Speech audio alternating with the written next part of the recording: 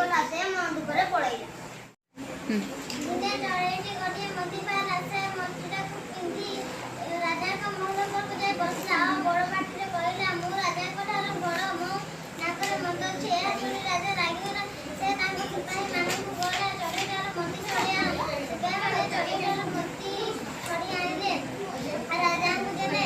ଏହା ଦେଖି ଚଢ଼େଇ କହିଲା, ରାଜା ଜଣେ ଭିକାରୀ, ସେ ମୋ ମୋତି ନେଇଗଲେ। ଏହା ଶୁଣି ରାଜା ପୁଣି ଚଢ଼େଇକୁ ମୋତି ଦେଇଦେଲେ। ତାପରେ ଚଢ଼େଇ କହିଲା, ରାଜା ଡରିଗଲା। ସେ ମୋ କଥା ଶୁଣି ମୋତି ଛଡ଼େଇ ମୋତେ ଦେଇଦେଲେ। ତାପରେ ରାଜା ପୁଣି ରାଗିଲେ। ତାଙ୍କ ସିପାହୀମାନଙ୍କ ସାମ୍ନା କଲେ, ସେ ବଦମାସ ଚଢ଼େଇଠାରୁ ମୋର ମୋତିଟି ଛଡ଼େଇ ଆଣ। ସିପାହୀମାନେ ଚଢ଼େଇଠାରୁ ମୋତି